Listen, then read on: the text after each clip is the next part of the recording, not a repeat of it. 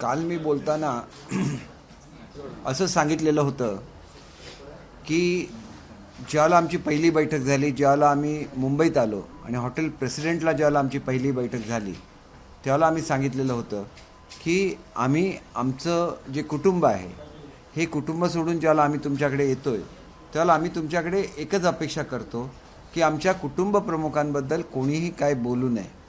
आणि त्याच्यानंतर मला वाटतं की आपण बघितलेलं असेल की महाराष्ट्रामध्ये कोणीही काही बोललेलं नव्हतं. आणि त्याच्यानंतर काल किंवा परवाच्या दिवशी एक प्रेस कॉन्फरन्स झाली किरीट सोमय्याजींची आणि त्यांनी काही उद्गार काढलेले होते आणि त्याच्यामध्ये विशेषतः पक्षप्रमुखांच्याबद्दल ते उद्गार होते. त्यावेळेला मी शिर्डीला जात होतो. वाटेत थांबून मी आदरणीय फडणवीस साहेबांना फोन केला आणि काल मी फडणवीस साहेबांची भेट घेतली. त्यांनी हे कबूल केलं की असं आपलं निश्चितपणे बोलणं झालेलं होतं आणि मी स्वतः भाषण करताना असं सांगितलेलं होतं की याच्यापुढे तुम्ही सर्वजण आमच्या बरोबर आलेला आहात. आपली सेना भाजपची युती झाल्यानंतर आपले जे पक्षप्रमुख आहेत त्यांच्याबद्दल आम्हालासुद्धा आदर आहे. भाजपचं कोणीही व्यक्ती त्यांच्याबद्दल काहीही बोलणार नाही. अशा परिस्थितीमध्ये हे स्टेटमेंट आल्यानंतर ज्याला माझं बोलणं काल झालं त्याला फडणवीस साहेब म्हणाले होते की आपण स्वतः त्यांच्याशी बोलेन आणि आमचे जे पक्षश्रेष्ठ आहेत ते स्वतः त्यांच्याशी बोलतील, कारण त्या मीटिंगला स्वतः किरीट सोमय्याजी उपस्थित नव्हते. आणि त्याच्यानंतर आज सकाळी माझं किरीट सोमय्याजींशी बोलणं झालं. त्यांनी सांगितलं की हे तुमच्यामध्ये जे अंडरस्टँडिंग होतं याच्याबद्दल मला काहीही माहिती नव्हतं, त्याच्यामुळे याच्या पुढच्या काळामध्ये उद्धवजींच्या बाबतीत माझ्याकडून काही स्टेटमेंट येणार नाही जोपर्यंत पुढचा निर्णय होत नाही तोपर्यंत. आणि माझी जी काही इतर लढाई इतर लोकांची आहे, मग त्यांची ती संजय पांडेजींची असतील किंवा अनिल परब साहेबांची असतील, हे त्यांचं जे काय ते म्हणाले की ते माझ्या पूर्वीपासून चालू आहे त्याचं चालू राहील, पण सेना भाजप एकत्र येत असताना ते चांगलं वातावरण निर्माण झालं पाहिजे ते लक्षात घेऊन आपण सुद्धा याचं कसोशीने पालन करेल. आणि त्याच्यामुळे काल दरम्यानच्या काळामध्ये माझ्या काही मुलाखती होऊन गेलेल्या होत्या आणि त्याच्यामुळे काही माझ्याकडून अपशब्द मी युजली बोलतच नाही, पण मी असं म्हटलं होतं की हे भाजपमधले संजय राऊत आहेत की काय असं म्हटल्यामुळे त्यांना जर वाईट वाटलेलं असलं तर मी माझे शब्द मागे घेतो आणि त्यांची दिलगिरी व्यक्त करतो की त्यांनी पक्षाची शिस्त लक्षात घेऊन जो काही निर्णय घेतलेला की याच्यापुढे बोलायचं नाही, कारण शेवटी आपल्याला सर्वांना एकत्र काम करायचं आणि महाराष्ट्रासाठी काम करायचं आहे. अशा वेळेला महाराष्ट्रामध्ये जो ठाकरे कुटुंबियांचा मान आहे तो तसाच राहिला पाहिजे, त्यांचा योग्य तो सन्मान केला गेला पाहिजे. कोणीही उठून त्यांच्यावर कॉमेंट्स करता कामा नये. ही जी भूमिका आहे या भूमिकेवर आम्ही सर्वजण ठाम आहोत. आणि आपण एक बघितलेलं आहे की आम्ही एकत्र आलो, हे मनापासून एकत्र आलेलो आहोत, म्हणून आमची जी भूमिका होती तीच सोमय्याजींची सुद्धा भूमिका झालेली आहे किरीट सोमय्या यांची. तर त्याच्यामुळे मला असं वाटतं की एक चांगलं सरकार स्थापन होत असताना ते चांगल्या एका वातावरणामध्ये व्हावं आणि हे करत असताना सर्वांचे आशीर्वाद त्या सरकारच्या मागे असावं अशी एक उदात्त भावना आहे. आणि ती लक्षात घेऊन चांगलं याच्यापुढे तर मी असं ठरवलेलं आहे की कोणाला असं म्हणायचं नाही, कारण संजय राऊत कालसुद्धा बोलताना काही अपशब्द बोलले. आता त्यांची जीभच अशी म्हणजे कदाचित त्यांच्या जिभेला तशी सवय झालेली असेल, हळूहळू त्यांचंसुद्धा बोलणं सॉफ्ट होत जाईल. कारण काय होतं संगतीचा परिणाम होतो. ते सुद्धा मला रोज बघत असणार, मी सुद्धा त्यांना रोज बघत असतो. शेवटी त्यांची भाषा मी शिकतो की माझी भाषा ते शिकतात. हे दोघांमध्ये शेवटी हे. आणि मी काय परमनंट प्रवक्ता मात्र नाही. काही लोकांनी असं म्हटलं की यांना परमनंट प्रवक्ता करा, असं जर कोणी अपेक्षा करत असतील तर ते मात्र आम्ही आमचे ज्याला लोक सगळे 50 होते ते लांब होते आणि त्यांच्या मनामधल्या ज्या भावना आहे त्या बोलून दाखवण्यासाठी शिंदेसाहेबांनी माझ्यावर ही जबाबदारी दिलेली आहे. आणि गमतीचा भाग जरी सोडला, प्रेस कॉन्फरन्समध्ये खरं तर गंमत करायचीच नसते, तरी गमतीचा भाग जरी सोडला तरी महाराष्ट्राची एक संस्कृती आहे आणि या संस्कृतीचं रक्षण झालं पाहिजे. ज्या प्रकारचे शब्द उच्चारले जातात आम्ही ते रिपीटसुद्धा करू शकत नाही, अशा तऱ्हेचे ते शब्द असतात आणि ही लँग्वेज ही महाराष्ट्राची लँग्वेज नाही. त्यामुळे हे कुठेतरी थांबलं पाहिजे. मी पूर्वीच सांगितलेलं आहे की उद्धव साहेब ज्या ज्या वेळेला काही स्टेटमेंट करतील त्याच्यावर मी उत्तर देणार नाही, कारण त्यांच्याबद्दल आम्हाला नितांत आदर आहेत. परंतु जे मुद्दे असे मांडले जातात की ज्याच्याबद्दल लोकांच्या मनामध्ये कन्फ्युजन तयार होईल अशा मुद्द्यांच्या बाबतीत मात्र स्पष्टीकरण देणं हे आमचं कर्तव्य आहे. मी एवढंच सांगतो की असं म्हटलं जातं की पब्लिक मेमरी शॉर्ट असते म्हणून, म्हणजे आपण ज्याला म्हणतो की एकत्रित आपण विचार करतो त्याला आपण म्हणतो की ही मेमरी शॉर्ट असते. परंतु आताच्या दिवसामध्ये काय झालं की तुमचे जे सगळे कॅमेराज असतात याला परफेक्ट मेमरी असते, ते कोणीच डिलीट करू शकत नाही. त्याच्यामुळे मला एवढंच सांगायचं आहे, कोणाला जर बघायचं असेल तर गेल्या वर्ष दीड वर्षामधले शॉर्ट्स काढून बघा मीडियामध्ये काय आलेलं आहे ते. प्रत्येक वेळेला ज्या वेळेला आदित्यजींवर आरोप झालेले आहेत सगळेचे सगळे आमदार पेटून उठलेले आहेत, सगळ्याच्या सगळ्या लोकांनी मोर्चे काढलेले आहेत, सगळ्याच्या सगळ्या लोकांनी ज्या लोकांनी ही स्टेटमेंट केली त्यांचा निषेध केलेला आहे आणि हे घडलेलं आहे आणि ह्याचं रेकॉर्डिंग झालेलं आहे. त्याच्यामुळे कोणी असं म्हणू शकत नाही की त्याला तुम्ही गप्प का होता. आम्ही गप्प नव्हतो. कोण गप्प असते तर तुम्ही ते शोधून काढा. परंतु आमच्यातल्या प्रत्येकाने ही स्टेटमेंट्स काढलेली आहेत आणि आमच्यातल्या प्रत्येकाने असं बघितलेलं आहे की जनतेसमोर वस्तुस्थिती जावी, आमच्या नेत्यांची बदनामी होऊ नये. आणि मी तुम्हाला पुन्हा एकदा सांगतो, मी हे परत सांगितलेलं आहे की ज्या दिवशी एक नव्याने मंत्री झालेले आणि त्यावेळेला राज्यसभेचे खासदार असलेल्या यांनी BJPचा प्लॅटफॉर्म शेअर करून त्याच्यावर ज्यावेळेला आरोप केले मातोश्रीवर, त्यावेळेला 80-90% BJPच्या आमदारांचा असा रिस्पॉन्स होता की आमचा प्लॅटफॉर्म त्यांनी वापरायला नको होता आणि ते जे म्हणतात ही त्यांची व्यक्तिगत मतं आहेत, आम्ही त्याच्यामध्ये सहभागी नाही. अनेक BJPच्या ज्येष्ठ नेत्यांशी माझे अतिशय चांगले संबंध आहेत आणि BJP आणि सेना याचे कार्यकर्ते 25-25 वर्ष एकत्र त्यांनी प्रचार केलेला आहे. त्यांनी कधी काँग्रेस किंवा राष्ट्रवादीचा प्रचार केला नाही. त्यांनी एकतर सेनेच्या आमदाराचा प्रचार केला किंवा त्यांनी भाजपच्या आमदाराचा प्रचार केला. एकतर त्यांनी आमच्या जिल्हा परिषद सदस्याचा प्रचार केला किंवा त्यांनी भाजपच्या जिल्हा परिषद सदस्याचा प्रचार केलेला आहे. आणि त्याच्यामुळे ही जी मैत्री आहे हे नातं हे अखंड आहे. आणि म्हणून मी ज्याला बोलतो त्याला मी माझ्या मनातलं बोलत नाही. हे महाराष्ट्रामध्ये जे असंख्य शिवसैनिक आहेत दिवस रात्र मला फोन करत असतात. त्यांच्या मनामध्ये खूप आनंद आहे की शिवसेनेचा मुख्यमंत्री झालेला आहे. ते फक्त एवढंच सांगतात की आमचं घर आम्हाला एकत्र दिसून दे. शिंदे साहेबांची तुम्ही बोला आणि उद्धव साहेबांचे आशीर्वाद त्यांना कसे मिळतील हे सुद्धा तुम्ही बघा. हे बोलताना अनेक लोकांच्या डोळ्यामध्ये अश्रू असतात, त्यांच्या हृदयातली ती हाक असते. आता ही हाक ही सर्वसामान्य शिवसैनिकाची हाक आहे. तुम्ही जर कधी असं तुमच्याकडे अनेक वेळेला सर्वे होतात, असा एक सर्वे जर तुम्ही केला तर त्या सर्वेमध्ये तुम्हाला असं आढळून येईल की प्रत्येक शिवसैनिक म्हणजे जवळजवळ 99% शिवसैनिक असंच म्हणतील की आम्हाला काँग्रेस राष्ट्रवादी नको, आम्हाला विचार बाळासाहेबांचा पाहिजे, हिंदुत्वाचा विचार पाहिजे आणि मग त्या विचाराबरोबर शिवसेनेने गेलं पाहिजे असं एक शिवसैनिक म्हणून आम्हाला वाटतं. आमचं मत आम्ही प्रत्यक्ष जाऊन तिथं बोलू शकत नाही, तुमच्या माध्यमातून आम्ही हे मत मांडत असतो. एक असं आहे की पक्षचिन्हावर अजून कोणीच दावा केलेला नाही आहे. आमचं आतासुद्धा शिंदेसाहेब ज्यावेळेला दिल्लीला बोलत होते त्यांनी सांगितलं की आमचा शिवसेना विधिमंडळ पक्ष आहे आणि या पक्षाचे नेते आहेत आणि त्याच्यामध्ये राज्य जे येतं ते विधिमंडळाच्या माध्यमातून हे राज्य येत असतं. त्याच्यामुळे सेना भाजपचं राज्य ऑलरेडी आलेलं आहे. मग हे सांगतात की तुम्ही दिल्लीशी बोला का म्हणतात. कारण एकदा ज्या वेळेला राज्य आलं आणि आम्ही एकत्र आलो मग आम्ही एकटे राहिलो नाही. आम्ही आता युती आहोत आणि युतीची बोलणी ही युतीसारखीच झाली पाहिजेत. आता आम्ही वेगळा विचार करू शकत नाही की आता आम्ही वेगळे होऊन पुन्हा जाऊया असं नाही. या ठिकाणी आपण जसं की एक नवीन संसार थाटला की मग त्याच्यामधून परत यायचं असेल तर त्या संसाराचा तिथला जो प्रमुख असेल त्यालाही विचारायला लागतं की आम्ही भेटायला जावं का, आणि भेटायला आलो तर ह्यांनी सुद्धा घरात घ्यायला लागतं. दोन्ही गोष्टी आहेत. त्याच्यामुळे कोणीही मनामध्ये शंका बाळगू नये. मी जे बोलतो हे महाराष्ट्राच्या जनतेसाठी बोलतोच, पण विशेषतः शिवसैनिकांसाठी बोलतो. कारण आज दुखावला गेलेला शिवसैनिक आहे. एकीकडे तो सुखावलेला आहे, दुसरीकडे तो दुखावलेला आहे. कारण आमचं हे सगळं चांगलं होत असताना आणि त्यांच्या मनातलं राज्य या ठिकाणी होत असताना आपले पक्षप्रमुख आपल्याबरोबर नाहीत. ही जी काय त्यांच्या मनामध्ये एक दुःखद भावना आहे ही लवकरात लवकर दूर व्हावी अशी मी परमेश्वराकडे प्रार्थना करतो.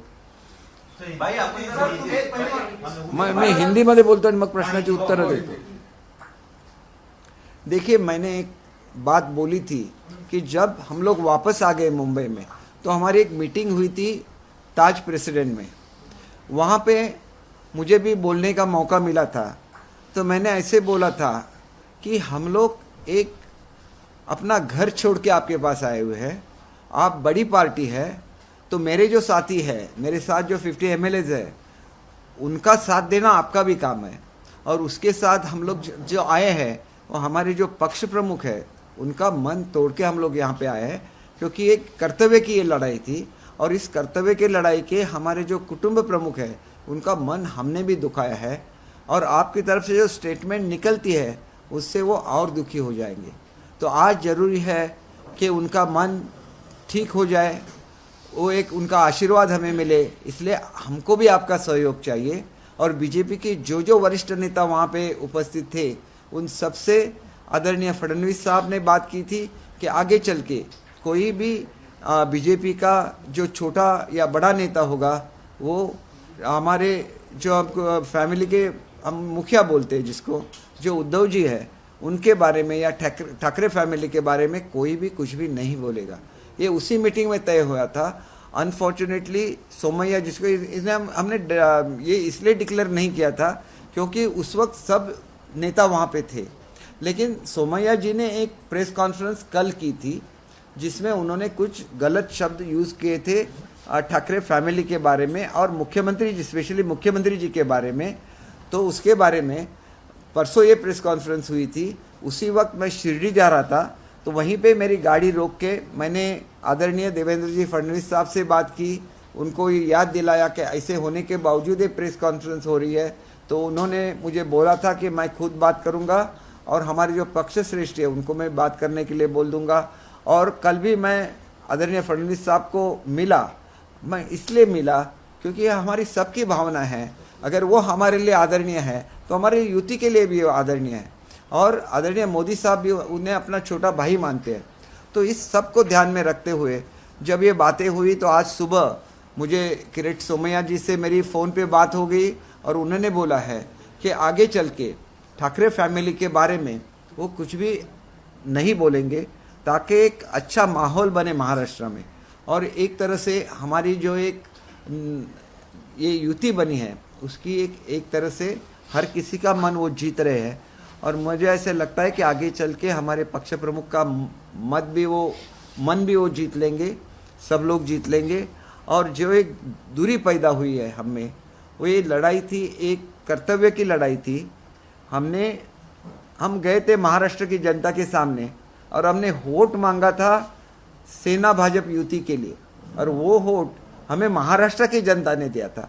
वो किसी पार्टी के वर्कर ने नहीं दिया था, वो महाराष्ट्र के जनता का वर्डिक्ट है, तो उसका सम्मान होना चाहिए। और इसीलिए हमारी ये लड़ाई थी।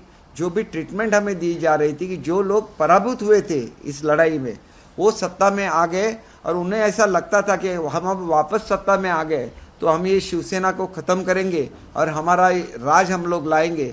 तो उनके जो मंसूबे थे वो कामयाब नहीं हुए, ये भी एक बात है। इसलिए जो भी लड़ाई थी वो हमारे लिए कुछ ऐसा नहीं कि वो जीतने के बाद हम लोग हैप्पी थे, हम लोग बहुत दुखी थे, हम लोग मन से दुखी थे। और मैं ये भी आपको कहना चाहूँगा कि जब हमारी पार्टी की मीटिंग होती है तो उसको हम लोग पब्लिश नहीं करते, लेकिन जो एक पोर्शन है जो मैं बोल रहा हूँ वो सच है या नहीं, इसके लिए मैंने बोला है कि उसकी जो क्लिपिंग्स है उतने ही पार्ट के वो क्लिपिंग्स आप मुझे दे दो, मैं उसको पब्लिश करूँगा।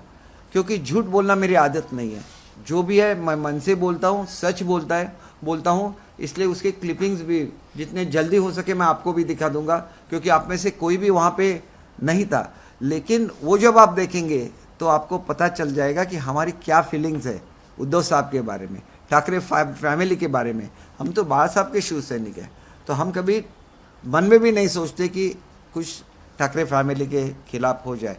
और ये भी सब जो चर्चा चल रही है कि हम लोग उनका चिन्ह छीन लेंगे, ये करेंगे, आज तो कोई इलेक्शन है नहीं, उसके लिए 2-3 महीने का समय है। और हर जो कुछ हो जाता है सबकी दवा समय होती है, समय के साथ घाव भर जाते हैं और समय के साथ लोग इकट्ठा भी आ जाते हैं।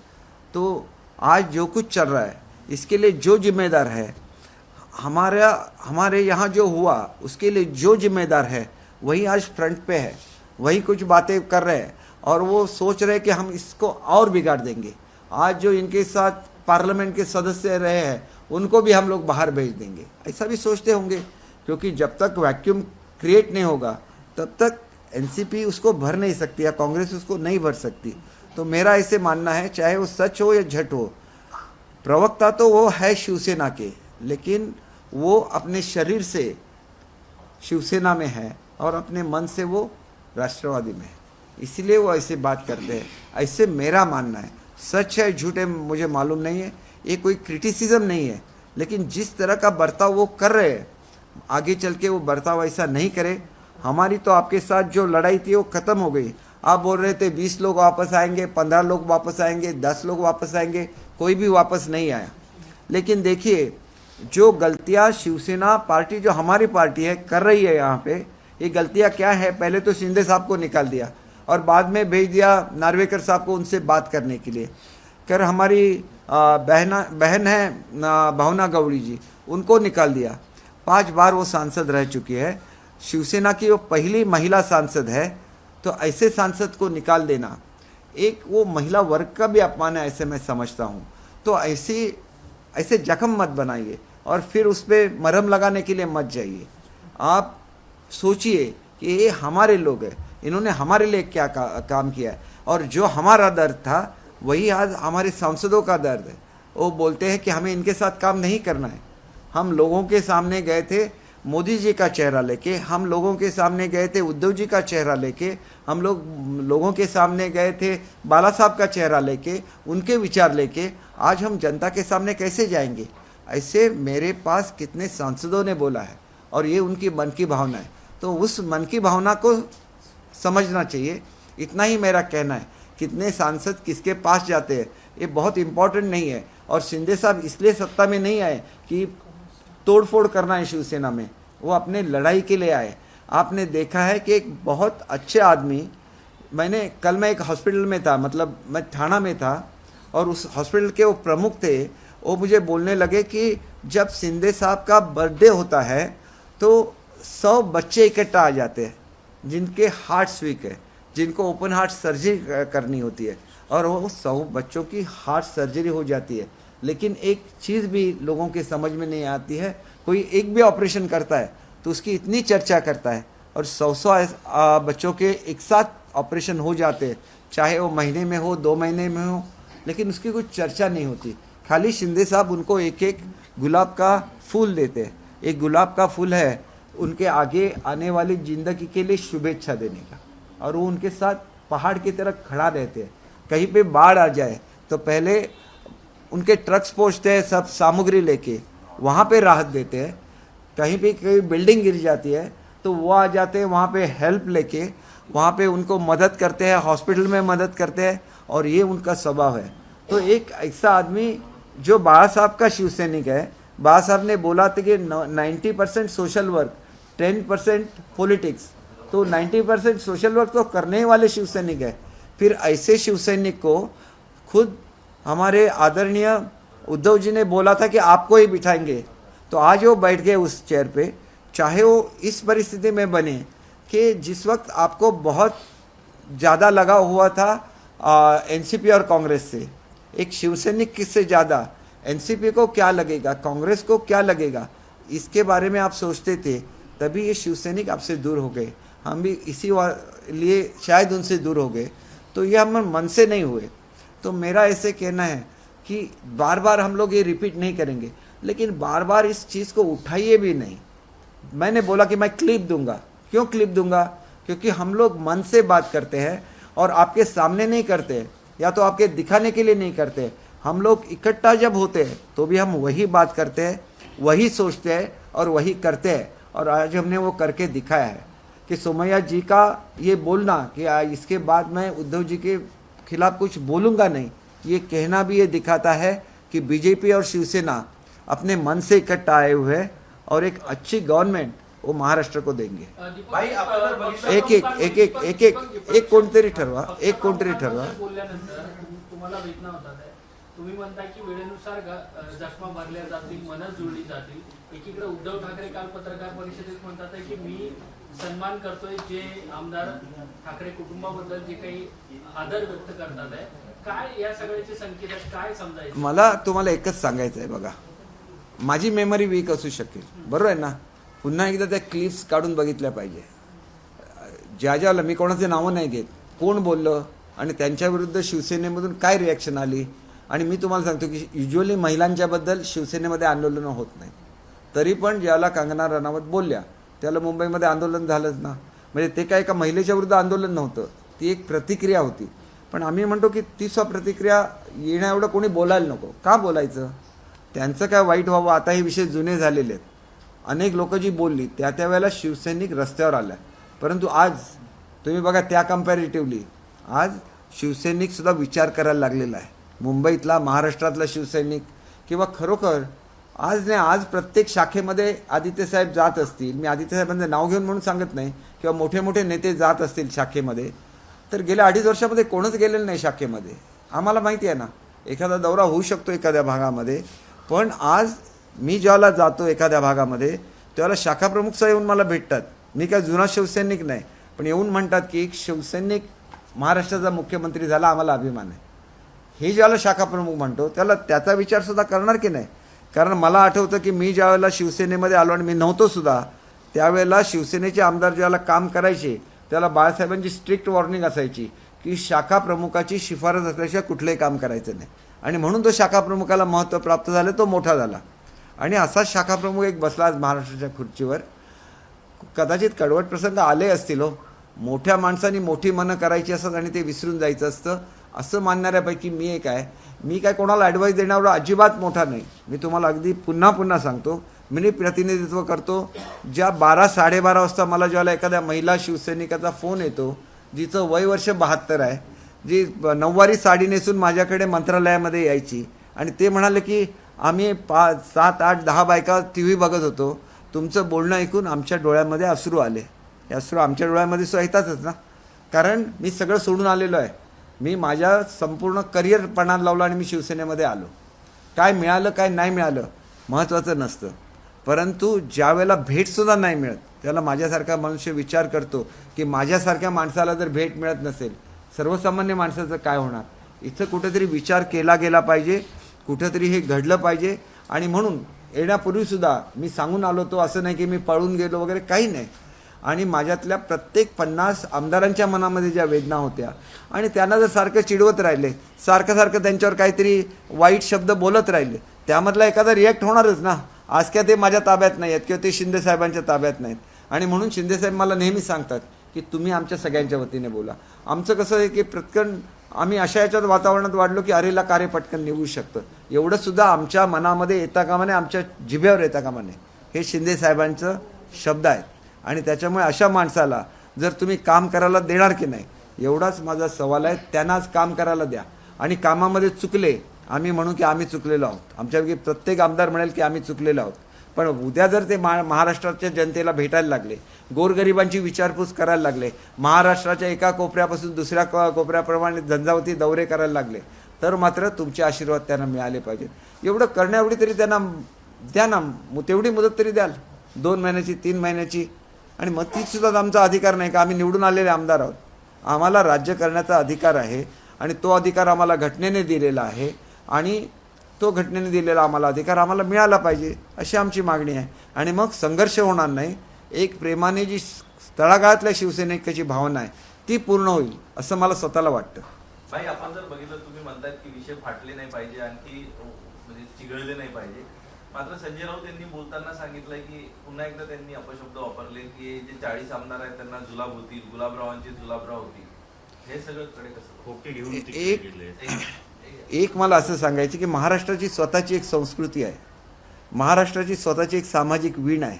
ज्या ज्या सांस्कृतिक चळवळी घडल्या त्या महाराष्ट्राच्या भूमीमधून घडलेल्या ही वस्तुस्थिती आहे. अगदी स्वातंत्र्याच्या चळवळीची सुरुवातसुद्धा महाराष्ट्रापासून झालेली आहे. स्त्री शिक्षणाची सुरुवात महाराष्ट्रापासून झालेली आहे. मला अशी एक गोष्ट दाखवा की जी अगदी रिझर्वेशन म्हटलं तर रिझर्वेशनची सुरुवातसुद्धा महाराष्ट्रापासून झालेली आहे. मग आपण इथं तर शाहू महाराजांचं नाव घ्यायचं, इथं आपण बाबासाहेब आंबेडकरांचं नाव घ्यायचं, इथं आम्ही फुलेंचं नाव घ्यायचं आणि इथं आपण तसं वागायचं नाही. मग अशा लोकांना जर बाळासाहेब असते तर त्यांनी त्यांच्यावर काय केलं तर तुम्ही विचार करा. शेवटी बाळासाहेबांच्यामध्ये त्यांनासुद्धा एक वारसा होता आणि तो प्रबोधनकार ठाकरे साहेबांचा होता. आणि मला आठवतं की ज्यावेळेला शाहू महाराजांचा, मी पुस्तकं वाचले जातात का मी खूप मोठा ज्ञानी नाही, परंतु शाहू महाराजांचा आणि लोकमान्य टिळकांचा ज्यावेळेला वाद महाराष्ट्रामध्ये एक झालेला होता एका विशिष्ट पद्धतीवरून किंवा प्रथेवरून, त्यावेळेलासुद्धा त्याच्यामध्ये प्रबोधनकारांची भूमिका फार महत्त्वाची होती. महाराष्ट्राच्या लढ्यामध्ये आणि महाराष्ट्राच्या निर्मितीमध्ये प्रबोधनकारांची फार मोठी भूमिका होती. आणि मग ती परंपरा जर लागलेली असेल तर त्या कुटुंबाबद्दल कोणाला बोलावंसं वाटणार, त्या कुटुंबाबद्दल कोणाला अट्रॅक्शन वाटणार नाही. जिथं स्वतः भारताचे पंतप्रधान त्यांना छोटा भाऊ म्हणत असतील तर मग त्यांनीसुद्धा त्यांचं कधीतरी ऐकावं, एकत्र यावं. असंच आम्हाला वाटतं. आणि आम्हाला सुद्धा मोदी साहेबांचं अट्रॅक्शन आहेच ना. आज भारतामध्ये भाजप जो फक्त नॉर्थ इंडियामधल्या काही स्टेटमध्ये मर्यादित होता, आज कन्याकुमारीपासून थेट आसामपर्यंत आणि मेघालय प्रत्येक ठिकाणी आज भाजपचं अस्तित्व आलं. आणि त्याच्यामागे एक चेहरा आहे, एक विचार आहे. आणि मी काय भाजपचा प्रवक्ता अजिबात नाही, परंतु आदर आणि प्रेम मी मोदी साहेबांबरोबर करतो. आणि हे प्रेम व्यक्त करायला मला काही बंधन नाही. ते भारताचे पंतप्रधान आहे, त्यांच्यावर कोणी प्रेम करू शकतो. आणि ते प्रेम आम्ही सुद्धा करतो ना, कारण ते आमच्या युतीचे नेते होते. त्यांचं नाव लावून, त्यांचे बोर्ड लावून, खरं तर माझ्या याच्यामध्ये बंडखोरी झालेली होती, भाजपचीच बंडखोरी होती. पण मी कधी माझ्या बोर्डावरचा मोदी साहेबांचा फोटो नाही काढला. माझ्या बोर्डावर मोदी साहेबांचा फोटो होता, अटल बिहारी साहेबांचा फोटो होता, बाळासाहेबांचा फोटो होता, उद्धव साहेबांचा फोटो होता आणि आदित्य साहेबांचा सुद्धा फोटो होता. आदित्य साहेबांच्यापेक्षा दुप्पट वय आहे माझं, पण आले की आम्ही उभं राहतो. ही आमची संस्कृती आहे आणि ती संस्कृती आम्ही कायम ठेवू. आणि तेवढ्यासाठी शिंदे साहेबांनी मला प्रवक्ता नेमलेला आहे. केसरकर भाई, एक मिनिट. आजही तुम्ही म्हणताय की युती झाली पाहिजे, उद्धव ठाकरे यायला पाहिजे, पण उद्धव ठाकरे असं म्हणतात की ज्यांनी आमच्या मुलांचं करिअर बर्बाद करायला ठरवलं होतं त्यांच्या मांडीला मांडी लावून बसायचं का, हा पहिला प्रश्न. आणि तुम्ही जसं म्हणताय तसं त्यांच्याकडून तसं काही प्रपोजल येत आहे का? बघा, मला जर विचाराल, बघा मी काय एवढ्या मोठ्या कुटुंबाबद्दल बोलणारा कोणी नाही, परंतु बाळासाहेबांचं कुटुंब हे महाराष्ट्र होतं. प्रत्येक शिवसैनिक हा बाळासाहेबांच्या कुटुंबाचा सदस्य होता. चूक झाली असेल 100%, परंतु एका व्यक्तीने चूक केली आणि एका व्यक्तीच्या चुकीबद्दल एका पक्षाला जबाबदार किती धरणार. आणि ते आता मी त्यांचं नाव घेत नाही, परंतु ते कधीही भाजपचे सदस्य नव्हते. त्यांचं व्यक्तिगत वैर होतं आणि ते वैर काढताना त्यांनी भाजपच्या प्लॅटफॉर्मवर ते एकदा गेले, निश्चितपणे चुकीचं आहे. परंतु हे तुम्ही एकत्र राहून तुम्ही त्यांना जाब विचारू शकला असता, तुम्ही वरिष्ठांकडे जाऊ शकला असता.